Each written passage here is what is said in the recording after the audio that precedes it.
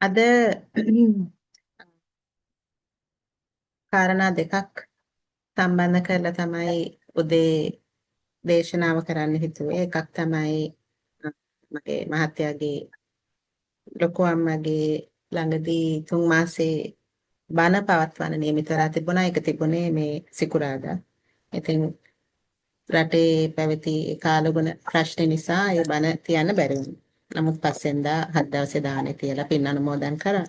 නමුත් මම කල්පනා කරේ බණ කියන්න බැරි වෙච්ච නිසා මෙතනදී අපි කරන මේ සාමාන්‍ය ධර්මය මතක් කිරීම ඒ වෙනුවෙන් අපි ඩෙඩිකේට් කරමු කියලා.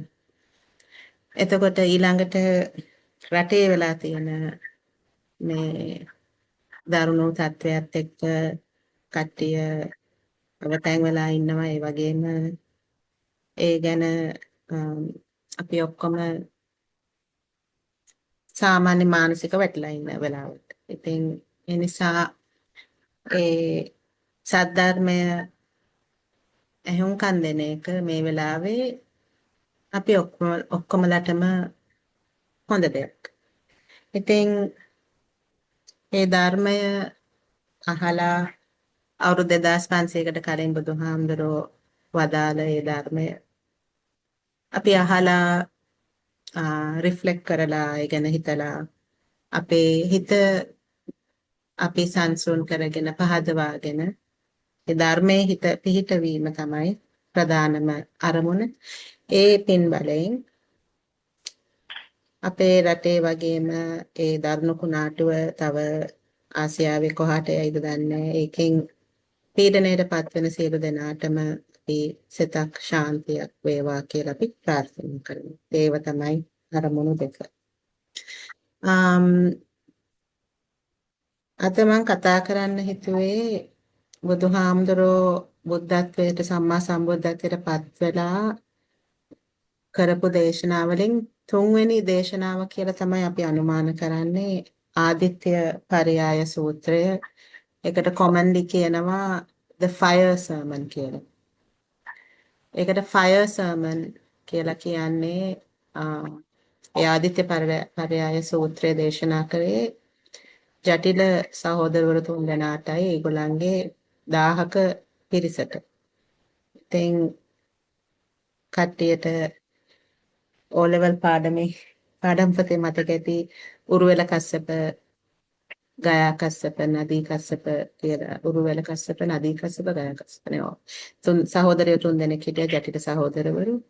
වැඩිමල් එක්කෙනාට හිටියා 500ක පිරිසක්, දෙවෙනි එක්කෙනාට 300ක පිරිසක්, බාල සහෝදරයට හිටියා 200ක පිරිසක්.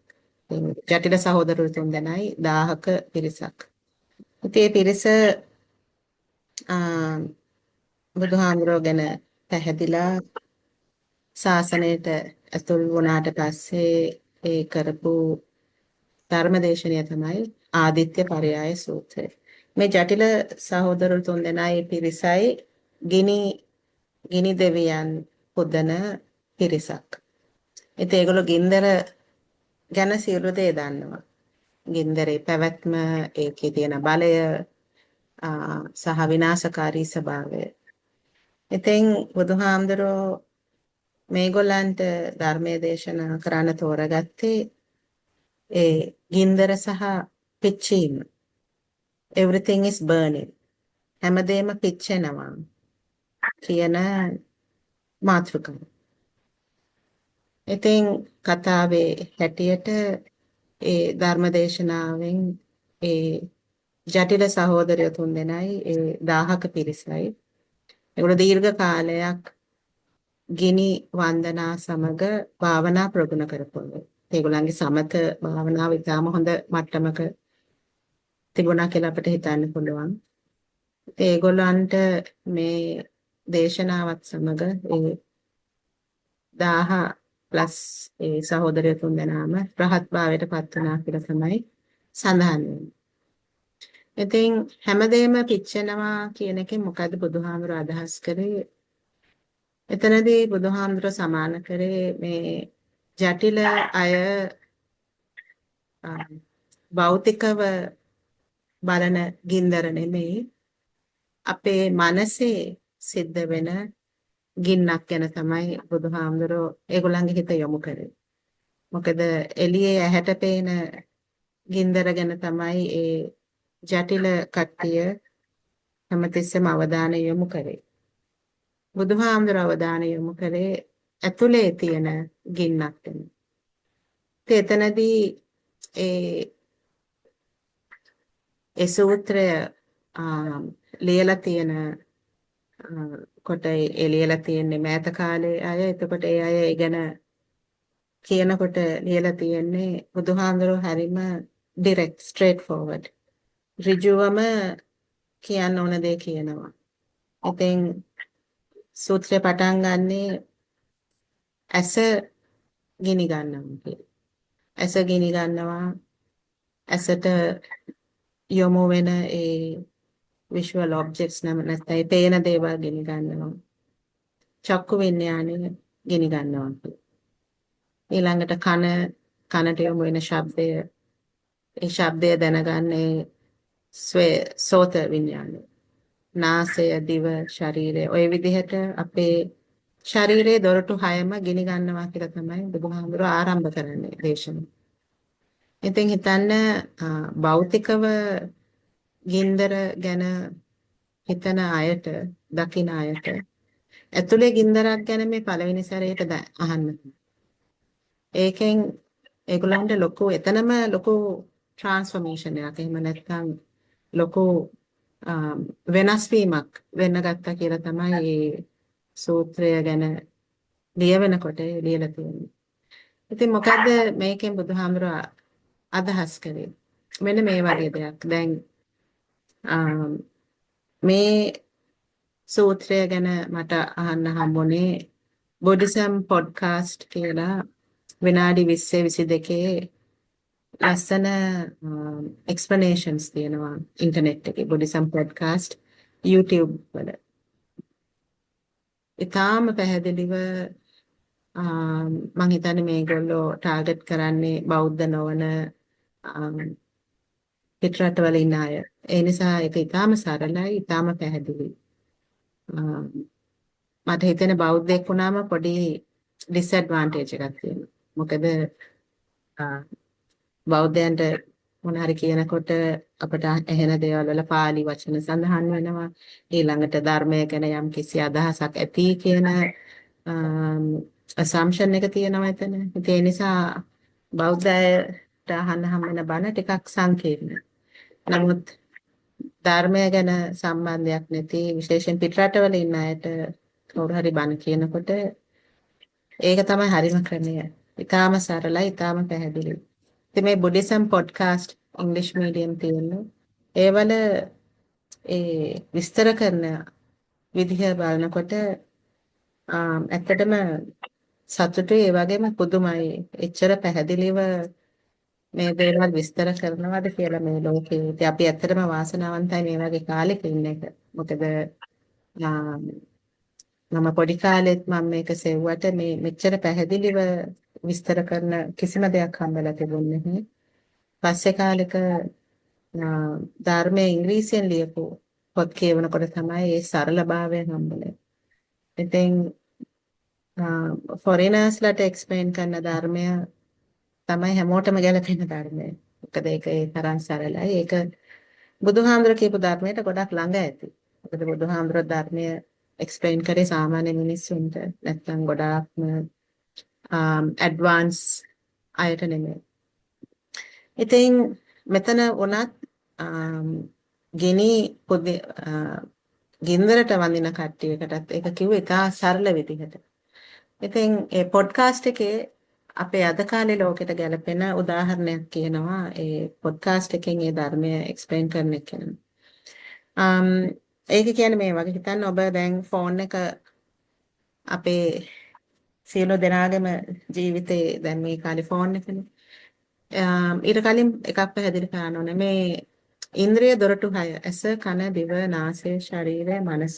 මේ ඉන්ද්‍රිය දොරටු 6ට අපිට අහුවෙන දේවල් තියෙනවා. ඇසට පෙනීම, කනට ඇසීම, නාසයට ගන්ධය, දිවට රස, ශරීරයට ස්පර්ශය, හිතට මතකයන් සිතුවිලි දොරටු 6යි ඒ දොරටු 6ට එන මොනවාද ඒවට කියන්නේ data දත්ත 6යි දොරටු 6යි ඒ දොරටු 6ට එන දේවල් 6යි. එතකොට අපි ජීවත් වෙනවා කියන්නේ මේ දෙකේ එකතුවට. කල්පනා කරලා බැලුවොත් මොකද්ද අපි ජීවත් වෙනවා කියලා කියන්නේ? ජීවත් වෙනවා කියන්නේ අපේ එක්ස්පීරියන්ස් එකට. එහෙම නැත්නම් අපි මේ අපේ අත්දැකීම්. ජීවත් වෙනවා කියන්නේ මේ අත්දැකීමට. මොකක්ද අත්දැකීම? ඉන්ද්‍රිය දොරටුවකට ඒ දොරටුවට ගැලපෙන දත් එන එක. ඒක තමයි මේ ජීවත් වෙනවා කියලා අපි කියන්නේ ඇත්තටම. ඉතින් ඒ දත්ත හරහා අපට දැනෙන දේ, හිතෙන දේ තමයි අපි මේ ජීවත් වෙනවා කියලා අපි හිතන් ඉන්නේ. ඉතින් ඒක තමයි අපි ඉස්සලම තේරුම් ගන්න ඕනේ. දෙවෙනියට ඒ දොරටුවකට ඒ දත්තයක් ආවම මොකද වෙන්නේ කියන එක. ඉතින් ඒ පොඩ්කාස්ට් එකේ මෙහෙම කියනවා. හිතන්න ඔබ දැන් ඔබේ ෆෝන් එකේ ස්ක්‍රෝල් කර කර ඉන්නවා. ෆෝන් එකේ දේවල් බල බල ඉන්නවා. ඉන්නකොට හදිසියේ ඔබට පින්තූරයක් එනවා. ඔබේ යාළුවෙක් හොඳ හොලිඩේ එකක්. යාළුවෙක් හොඳ හොලිඩේ එකක්. නිකන් හිතන්නකෝ ලස්සන එන්වයරන්මන්ට් එකක් වාතාවරණයක්. ඉතින් දැන් පහුගිය කාලේ මේ වැස්සත් එක්ක දැන් අපිට නිල් පාට අහස දකින්නත් ආසයිනේ. අද නම් තියෙනවා නිල් පාට අහසක්. ඉතින් අපේ යාළුවෙක් හොලිඩේ එකක් ගිහිල්ලා. ඒ පින්තූරය දැක්ක ගමන් මොකද වෙන්නේ? දැක්ක ගමන් මේක නියුරෝ සයන්ස් වලිනුත් මේ රිසර්ච් කරලා තියෙනවා. දැක්ක ගමන් අපි ඒ ගැන හිතන්න කලින් ඒක ඇහැට ස්පර්ශ වෙච්ච ගමන් අපේ ඇතුලේ හැඟීමක් මතුවෙනවා.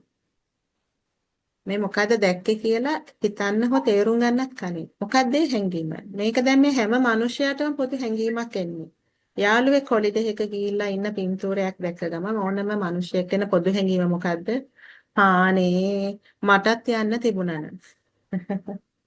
ඒක තමයි අපිට එන පළවෙනිම හැඟීම. මටත් යන්න තිබුණා.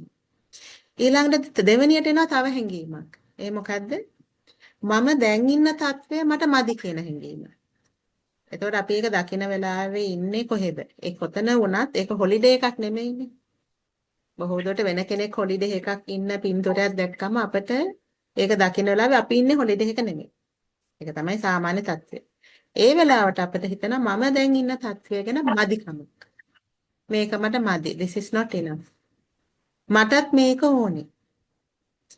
ඉතින් දැන් ගොඩක් අය මේ ඉරිසියාව කියන එක වරදවා තේරුම් ගන්නවා. ඒක ඊටාම නපුරු ඊවල් දෙයක් විදිහට.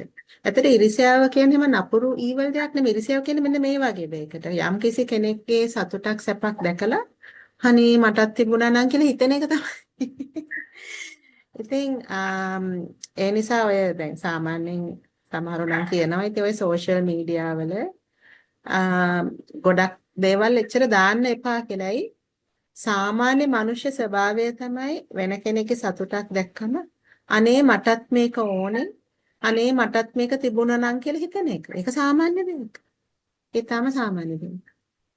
එතකොට එතන තියෙනවා අපි කියන්නේ සමහරු කියනකට හූල්ලනවා කියලා සමහරු කියනකට ඒ කවුරුවත් මේ ඒ පින්තූරින් එක්කෙනාට නරකක් හිතනව නෙමෙයි. ඒ වෙලාවේදී වෙන්නේ Tamanට මේක නැහැනේ අනේ මටත් තිබුණා නම් කියලා ආසාවක් කියලා. එතකොට හිතන්න ඕකේ ඔපොසිට් එක අපි ඕකේ සම්පූර්ණ විරුද්ධ දෙයක් හිතන්නකෝ. දැන් අපි පින්තූර බල ඉඳද්දී ෆෝන් එකේ අපි දකිනවා කෙනෙක්ට අසාධාරණ විදියට සලකන දෙයක් දර්ශනයක්. එතකොට මොකද වෙන්නේ? විශේෂයෙන්ම දැන් ලෝකේ එක එක අසාධාරණකම් තියෙනවනේ. නමුත් අපිට හොඳට දැනෙන සමහර අසාධාරණකම් තියෙනවනේ එක එක්කෙනාට ආවේනික. අපිව පිච්චෙන. එතකොට ඒ වගේ දෙයක් දැක්කම මොකද වෙන්නේ? ඒ ගැන අපි හිතන්න හෝ ඒ ගැන අපි අවබෝධ වෙන්නත් කලින් තරහ කියන හැඟීම. මේක මම නවත්තන්න ඕනේ. මේක මට නවත්තන්න පුළුවන් නම් හොඳයි. මේක මෙහෙම වෙන්නේ නැත්නම් හොඳයි. ඒ වගේ ඒකට ලොකු දැඩි අකමැත්තක් එනවා. එතකොට බුදුහාමුදුරුවෝ ලෝභය, ද්වේෂය, මෝහය කියලා මේ ලෝකේ තියෙන සියලු ප්‍රශ්න වලට මූලික හේතු වෙච්ච ප්‍රශ්න 3ක් තියෙනවා කියලා. ඔය කිව්වේ roots කියලා. ප්‍රශ්න වලට තියෙන මූලිකම හේතුව. ලෝභය, ද්වේෂය, මෝහය කිව්වේ මෙන්න මේකට. ඒ කියන්නේ මේ දොරටු හයෙන් එන දේවල් වලට අපිට ඒ දොරටු හයෙන් ආවේ මොකද්ද කියලා අවබෝධ වෙන්නත් කලින් හැඟීමක් පටන් ගන්නවා. එක්ක කැමැත්තක් ඒකට, ඒක ලෝභය කියලා කියන්නේ කැමැත්තට, ද්වේෂය කියලා කියන්නේ අකමැත්තට. එතකොට මෝහය කියන්නේ මොකද්ද? මෝහය තමයි මෙතන තියෙන ඊටාම දැන් ලෝභය, ද්වේෂය කියන එක ඇත්තටම පොඩ්ඩක් මේක ප්‍රැක්ටිස් කරන ගත්තම මෙන්න දැන් ආසාවක් ඇවිල්ලා තියෙන, මෙන්න දැන් අකමැත්තක් ඇවිල්ලා තියෙනවා කියලා ඔක තෝරන්න ලේසි. මෝහය කියන එක අල්ලගන්න ටිකක් කල් යනවා. මොකද ඒක හරි සියුම්. එතන මොකද මෝහය කියලා කිව්වේ? මේක මම විසින් මට දැනෙන මම විසින් හදපු දෙයක් කියලා අපි වරදවා වටහා ගැනීම තමයි මෝහය කියන්නේ. මොකද දැන් බුදුහාමුදුරෝ විදර්ශනා භාවනාවෙන් මේ process එක බලන්න පුළුවන්. මේ process එක ඊටාම වේගෙන් සිද්ධ වෙන දෙයක්. කොච්චර වේගෙන්ද කිව්වොත් අද කාලේ modern neuroscience වලින් ටික ටික දැන් අල්ල ගන්නවා. neuroscience වලින් අල්ලගෙන තියෙනවා ඇසට, කනට, දිවට, නාසයට, ශරීරයට යම්කිසි දත්තයක් ආවම ඒක මොකද්ද කියලා හිතන්න කලින් ඒක ගැන හැඟීමක් ඇති වෙනවා කියලා neuroscience වලින් හොයාගෙන තියෙනවා. මේක තමයි බුදුහාමුදුර රූප වේදනා සංඥා සංකාර විඥාන කියලා හොයාගත්තු මේ process එක. රූපයත් එක්ක වේදනාවක් එනවා. සංඥාව කියන්නේ perception එක. සංඥාවෙන් තමයි මේ මොකද්ද කියන එක බලන්න යන්නේ. සංඥාවෙන් තමයි අපි ඒ ගැන ඒකට අර්ථයක් දෙන්නේ. judgment එක. ඒ අපේ තියෙන සියලුම biases. ඒ ගැන මොකද්ද කියන එක label එක තමයි සංඥා perception. සංකාරය කියන්නේ අපි ඒකට දක්වන ප්‍රතික්‍රියාව. දැන් සාමාන්‍යයෙන් අපි මේ ඉබේ සිද්ධ වෙන ක්‍රියාවලියේ අහුවෙලා අපි ඉන්නකොට මේ ගැන අපිට එච්චර අවබෝධයක් නැහැ. ඉතින් හිතන්න අපි දැන් වන්න ෆෝන් එක බල බල ඉන්නකොට හොලිඩේ එකක් දකින්න. එතකොට අර හැංගීම එනවා අනේ මටත් තිබුණා නේද. එතකොට හැංගීමක් එනවා මට දැන් නැහැනේ ඒක මට අඩුවක්. එතකොට ඉබේටම දැන් අපි හිතන්න පුළුවන් ඊළඟ හොලිඩේ එක ප්ලෑන් කරනවා. ඉතින් අපි ජීවත් වෙනවා කියලා කියන්නේ මේකට. නමුත් මේකේ කොච්චර ප්‍රමාණයක් මගේ කන්ට්‍රෝල් එකේද කොච්චර ප්‍රමාණයක් ඔටෝමැටික්ද කියන එක අපි කවදාවත් හිතලා නැහැ. බුදුහාමුදුර අවුරුදු 2500කට කලින් ජටිල සහෝදරයන්ටත් ඒ කියන්න හැදුවේ ඒකයි. මේක ගිනි ගන්නවා කියලා කිව්වේ ඇයි? අපි දන්නේ නැතුව හිතන්නේ නැතුව ඉබේට යන දෙයක අපි අහු වෙලා ඉන්නේ. ඒක අපි ජීවත් වෙනවා කියලා අපි ගන්නවා. එතකොට ඒ ලෝභ සිතක් ආවම අපිට ඒක ඕන වෙනවා. ද්වේෂ සිතක් ආවම අපිට ඒක අයින් කරගන්න වෙනවා. නමුත් ඇත්තටම ඒකද අපට අවශ්‍ය. එහෙම කල්පනා කරලා බලන්න. අපිට ඇත්තටම ඒකද අවශ්‍ය කියලා. අපිට ඇත්තටම මේක නෙමෙයි අවශ්‍ය. අපිට ඇත්තටම ජීවිතේ අවශ්‍ය ඉතාම ස්වල්ප දේවල් ටිකක් පමණයි. නමුත් මේ ක්‍රියාවලිය හිර වෙලා ඉන්නකොට අපිට ගොඩක් දේවල් අවශ්‍යයි. අපේ පඩිය කවදාවත් මදි. මේ ක්‍රියාවලියට අහු වෙලා ඉන්නකොට අපේ පඩිය මදි. කීය ගත්තත් මදි. මොකද මේ ක්‍රියාවලියෙන් කවදාවත් සහනයක් එන්නේ නැති නිසා. කුඩා උදාහරණයක් වුණත් බලන්න ඔබ අහන්න ආස සින්දුවක් තියෙනවා. හරි. ඔබ ඒක කී සැරයක් අහන්නේ නැද්ද? නමුත් ඒක ඉක්මනට ඉවර වෙනවා. ඒකත් තව සැරයක් අහන්න හිතන. ආයෙ ඉවර වෙනවා. තව සැරයක් අහන්න හිතන. කවදාවත් ඒක අහලා ඉවර කරන්න බැරි දෙයක්. කෑමක් වුණත් එහෙමයි. පොඩ්ඩක් කාලා නවත්තලා කිව්වට බෑ. ඒක පොඩ්ඩක් රස දැනුනම ඒක ගිනි කන්දක් වගේ ලොකු අවශ්‍යතාවයක් එනවා. ඊට පස්සේ කොච්චර කෑවත් මදි. ඉතින් බුදුහාමුදුරුවෝකට කිව්වේ ඔය මාර්ගය දිහා ගියොත් ආයේ ආපස්සට එමක් නැහැ. ඒකේ ගිහිල්ලා ඒකේ ඉවරයක්වත් නැහැ කියන එක. ඒක අපි ඉතින් අපේ අත්දැකීමෙන් අපි දන්නවා. එතකොට මේ ජටිල කට්ටියට කිව්වේ everything is burning. සියලු දේම ගිනි අරන්. කොහෙද මේ ගින්න තියෙන්නේ? එළියේ ගිනි මැලේ නෙමෙයි මේ ගින්න තියෙන්නේ මේක ඇතුලේ තියෙන්නේ. ඉතින් ඒ අදහස් කරේ මේගොල්ලෝ මේ ජටිල කට්ටිය උපතින් ඒ ඇසටික් එහෙම නැත්නම් ඒ වෘත රකින්න අය නෙමෙයිනේ. අපි වගේ ගිහි ජීවිතේ හිටපු අය. නමුත් ගිහි ජීවිතේ යම් කිසි දෙයක් ගැන ඇතිවෙච්ච ඒ පීඩනය නිසා ජීවත් වෙන්න වෙන ක්‍රමයක් නැද්ද කියලා බලලා ඒ ජටිල ජීවිතයට ඇතුල් වෙච්ච අය. ඒතර මොකද්ද ඒගොල්ලෝ හොයන්නේ? ඒගොල්ලෝ හොයන්නේ මට සහනයක් අවශ්‍යයි. කෝයේ සහනය කියන්නේ. බුදුහාමුදුරු ඩිරෙක්ට්ලි පෙන්නනවා මෙන්න මෙතන තමයි ප්‍රශ්නේ තියෙන්නේ. ඇසට පේන හැමදේම මගේ ඇහැට පේන දේ මම මේ බලන දේ කියලා ඔබ ගත්තොත් ඒකත් එක්ක එන හැඟීම මේ මට ආපු හැඟීමක් කියලා ඔබ ගත්තොත් ඒකත් එක්ක එන ප්‍රතික්‍රියාව මේ මට දැන් ප්‍රතික්‍රියා කරන්න හිතෙන විදිහ කියලා ඔබ ගත්තොත් ඔබ සදහටම ඊටාම දුකින් ඉන්නේ. ඇයි ඒ? දැන් කවුද මේ හැඟීම් තීරණය කරේ? මේ හැඟීම් තීරණය වුණේ අපි ඊටාම කුඩා කාලේ. යම් කිසි දෙයක් දැක්කම ඒ දැක්ක දෙයට යම් කිසි හැඟීමක් ආවා. ඒක නැවත ප්‍රගුණ කරනකොට ඒ හැඟීම අපේ මොලේ පාරක් කැපුණා වගේ දෙයක්. පළවෙනි සැරේට ඒක පොඩි වැල්ලෙත් ගිය අඩිපාර. අඩිසලකුණු. ඊළඟ රැල්ලෙන් ඒක මැකිලා යනවා. නිතර යන්න ගත්තම ඒක අඩිපාරක් විදිහට සටහන් වෙනවා. කාලයක් යනකොට ඒක හොඳට පාරක් විදිහට හැදෙනවා. කාලයක්ම ප්‍රගුණ කරන දෙයක් වුණාම ඒක තාර පාරක් වගේ හැදෙනවා. ජීවිත කාලයම ප්‍රගුණ කරපු දෙයක් වුණාම හයිවේ එකක් වගේ හැදෙනවා. ඉතින් අපේ මොලෙත් ඔය වගේ පාරවල් තියෙනවා. නියුරෝ ලේන් තියෙනවා. ඔය ලේන්ස් වල නිතර ප්‍රගුණ කරපු ඒවා හයිවේ වගේ සාමාන්‍යයෙන් පාවිච්චි කරපු ඒවා තාර පාර වගේ ඉඳලා හිටලා පාවිච්චි කරන ඒවා අර ගමේ අඩිපාර වගේ ජීවිතේට සැරයක් දෙසරයක් පාවිච්චි කරපු ඒවා අර වැල්ලේ ගිය අඩිපාර වගේ රැල්ලකින් කාලයාගේ රැල්ලෙන් ඒක මැකිලා යන්නත් පුළුවන්. කාලයකට පස්සේ ආයෙ මතුවෙන්න පුළුවන්. එක සැරයක් හරි ඒක අත්විඳපු දෙයක් නිසා. ඉතින් අපි ගොඩක්ම නිතරම සිතන දේවල් තමයි ඉතින් හයිවේ එක වගේ තියෙන්නේ. එතකොට ඒව තමයි ඔටෝමැටික් ප්‍රොසෙසස්. අපි විසින්ම හදපු පාරවල් වල යම් කිසි දෙයක් දැක්කම ඇහුනම සිතුනම දැනුනම ඒ ප්‍රොසෙස් එක යනවා නිකම්ම. එතකොට අපි බලන්න ඕනේ ඒ අපි විසින් ඒ හැඟීම තෝරගත්ත හැඟීම ඒක හරියද අපට ප්‍රයෝජනවත්.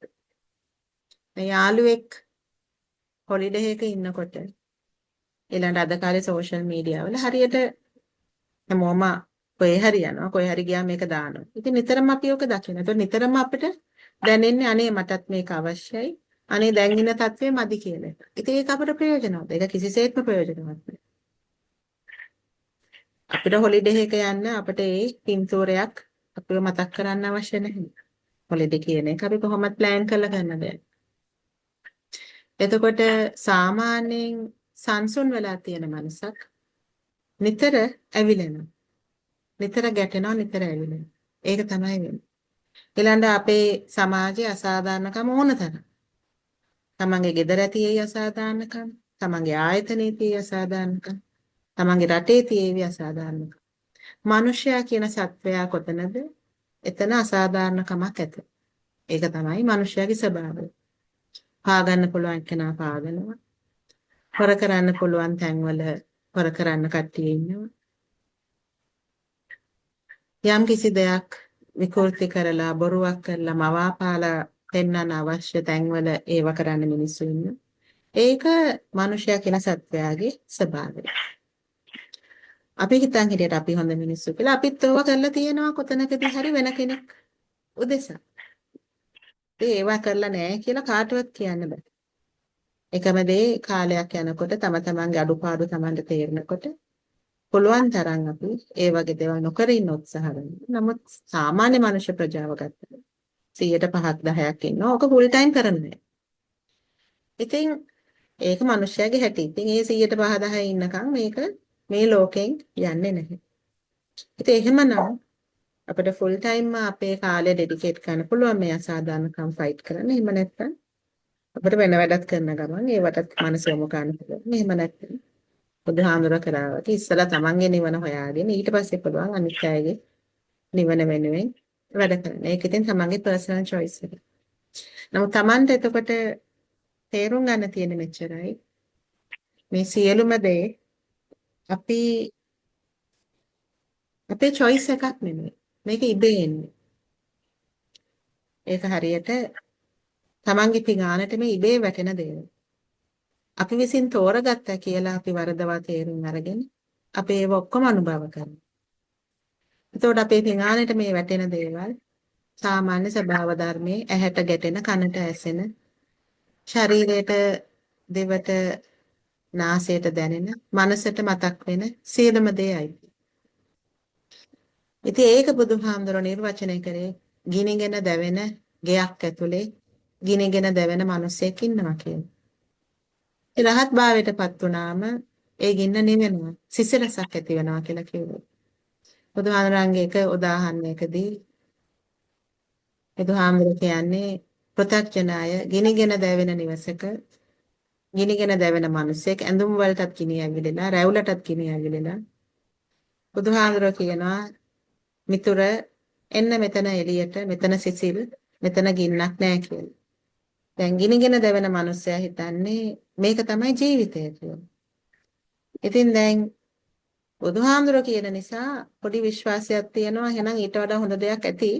නමුත් තමන්ගේ එක්ස්පීරියන්ස් එක මේකනේ ජීවිතේ. ඒ නිසා මේ මිනිස්සයා අහනවා ඔතන මෙතන තියෙන සැප ඔතන තියෙනවද කියලා. මොකද එයාට ගේ ගිනි අරන් දැවෙන බව, ඇඳුම් ගිනි අරන් දැවෙන බව, රැවුලක් ගිනි අරන් දැවෙන බව එයාට පේන්නේ නැහැ. ඉතින් ඒ ගිනිගෙන දැවෙන ගෙදරින් එළියට එන්න නම් ඉස්සල්ලා සියලුම දේ දැවෙනවා කියලා Tamanට පේන්නේ. ඒ නිසා තමයි ආදිත්‍ය පරයය සූත්‍රය බුදුහාමුදුර පටන් ගන්නෙ everything is burning. සියලුම දේ ගිනි ගන්නවා. මොනවාද ඒ සියලු දේ? ඔබේ ඇස, කන, දිව, නාසය, ශරීරය, මනස. ඒ දොරටු හය ගිනි අරන් තියෙනවා. ඇසට අහු වෙන පෙනෙන දේ, කනට අහු වෙන ඇසෙන දේ, නාසයට අහු වෙන ගඳ, දිවට අසු වෙන රස, ශරීරයට අසු වෙන ස්පර්ශය, මනසට අසු වෙන මතකයන්, සිතුවිලි. ඒ සියලු දේ ගිනි අරන් තියෙනවා. ඔබට ඒ ගින්න පේනවා. ඔබට ඒ ගින්න පෙනුනොත් ඒ ගින්න නිවෙන්න ගන්න. පේන්න විතරයි අවශ්‍ය. මේක ගිනිගෙන දැවෙනවා කියලා පේන්න විතරයි අවශ්‍ය. පේන්න ගත්ත ගමන් ඒක නිවෙන්න පටන් ගන්නවා. ඒක තමයි මේ ධර්මයේ තියෙන ඊටාම අපූර්වම දේ. සහ මේ මනසේ තියෙන ඊටාම විශිෂ්ට දේ තමයි ඒ process එක දකින්න ගත්ත ගමන් process එක නවතිනවා. ඒකයි බුදුහාඳුර කිව්වේ පිරිනවන් මංචකේ පවා බුදුහාඳුර කිව්වේ හැමතිස්සම alert එකේ ඉන්න. මේ වෙලාවේ ඒක දකින්න. කොහොමද ඒක දකින්නේ? ඊටාම සරල දෙයක් මේ තියෙන්නේ. කිසිම තැනක ඒ සංකීර්ණ දෙයක් කියලා නෑ බුදුහාමුදුරුවෝ. මේක දකින්නේ කොහොමද? සාමාන්‍යයෙන් ඔබ ඉන්න ගමන් S2 වහගත්තාම S2 වහගත්තාම මේක මුලදී දකින්න ලේසියි. S2 වැහුවම එක දොරටුවක් වැහිලා. මේ වෙලාවේ කන්නේ බොන්නේ නැති නිසා දිව කියන දොරටුවත් වැහිලා කියලා අපිට දල වශයෙන් ගන්න පුළුවන්. විශේෂ කඳ සුවඳක් මේ වෙලාවේ නැතිනම් නහය කියන එකත් දල වශයෙන් ගන්න පුළුවන් වැහිලා කියලා. ඒතර දොරටු තුනක් ඇරිලා තියෙනවා. කන, ශරීරය, මනස. ඉතින් බලන්න මොනවද ඇහෙන්නේ? මේ කනට ඇහෙන දෙයට සද්ද නැතුව බලන් ඉන්නකොට ඔබට පෙනේ යම් කිසි දෙයක් ඇහුනම ඊටාම සියුම් කැමැත්තක් හෝ අකමැත්තක් හෝ ඇති වෙනවා. එහෙම නැත්නම් මොකොත් නැහැ. යම් කිසි දෙයක් දැනුනම දැන් අපි විනාඩි 30ක් විතර වාඩි වෙලා ඉන්නවා. මේ වෙනකොට ශරීරයට යම් යම් අපහසුතා දැනෙන වෙලාව. ශරීරයට දැනෙන දේ බලන්න හොඳම වෙලාව. කොතනක හරි අපහසුයක් ඇති. ඒ අපහසුවත් එක්ක අදහසක් ඒවි දැන් මේ ඉරියව වෙනස් කරන්න. ඒ මොකද ඒ ශරීරය පුරුදු වෙලා ඉන්නේ හැමතිස්සෙම සැප හොයන්න. ඉතින් ඉරියව්ව වෙනස් නොකර ඔබ බලන් හිටියොත් මෙතන මොකද වෙන්නේ කියලා සියලුම දේ ගෙනි අරන් කියන එක අපිට හොඳට බලන්න පුළුවන් තැනක්. ඉතින් කරන්න තියෙන්නේ මෙච්චරයි.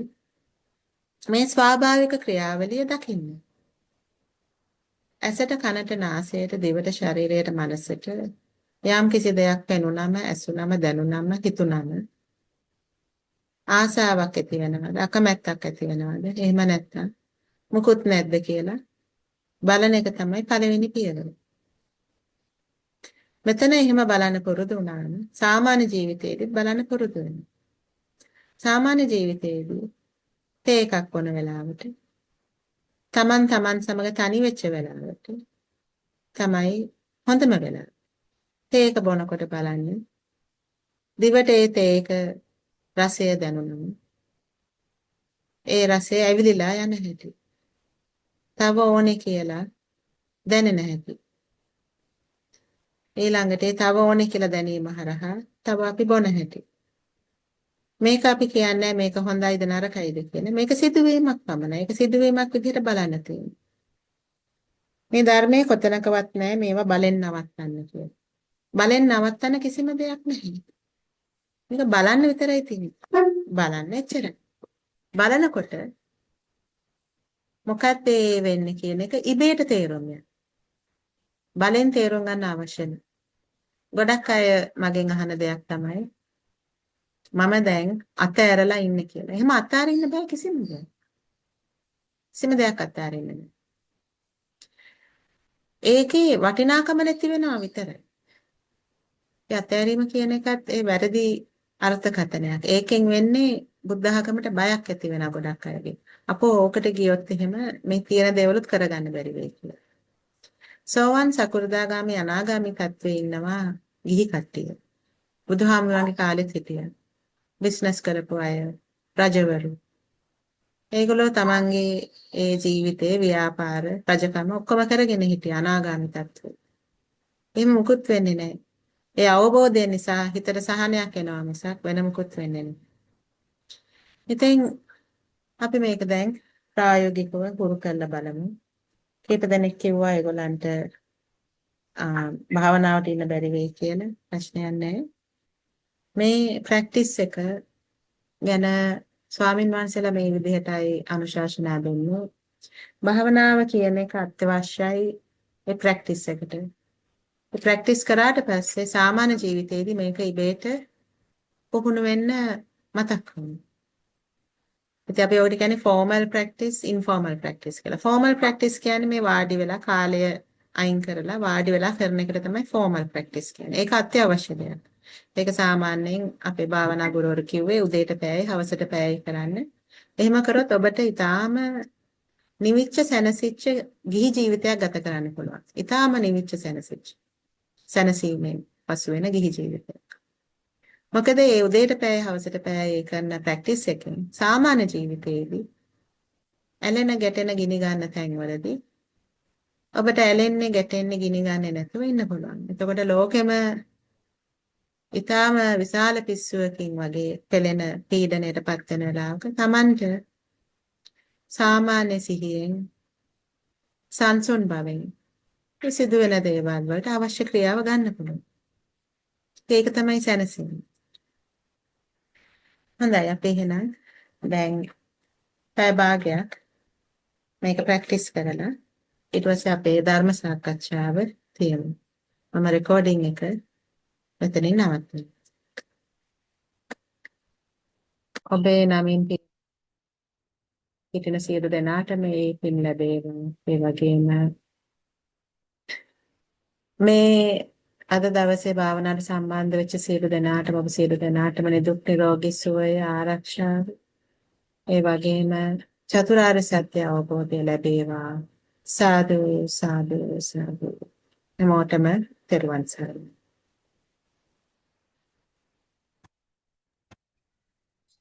තෙරුවන් සරණයි.